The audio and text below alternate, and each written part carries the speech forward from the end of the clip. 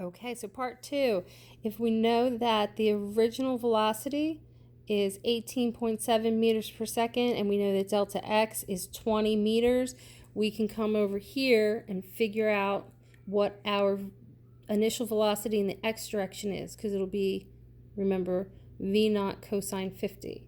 So 18.7 cosine 50 is 12.02 meters per second. Using that and knowing that our v0x stays the same throughout the whole path of this projectile, we know that we can use that to find delta t. And if we do, we see that the time of flight turns out to be 1.66 seconds. Now, to find our final velocity, remember our final velocity is going to be a combination of vx and vy components. Then we'll work backwards and put that back together. We know that our vx stays constant, so that'll be a 12 meters per second the whole way. Then you can use a nice simple kinematic equation. Vy is initial velocity in the y plus at.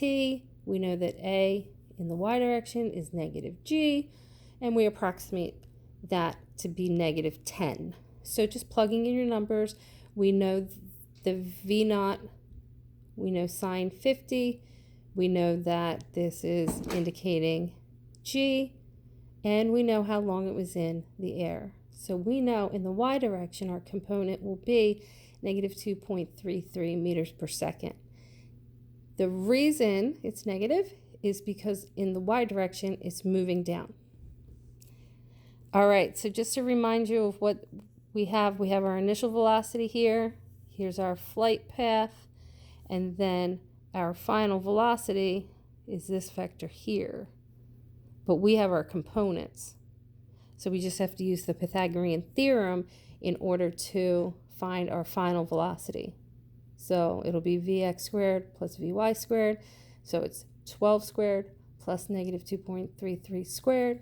It ends up being a final velocity of 12.2 meters per second. And then to find the angle, we're going to use the negative tan. So it'll be y over x. And we have negative 2.33 over 12. And it's approximately negative 11 degrees, or 11 degrees below the x-axis. And that should make sense, because here's our little picture. It's not really drawn to scale too well, but you get that idea that it's right here. Okay, great. Keep on plugging. You have your WebAssign up. You can get moving on that. If you have any questions, send me a reminder.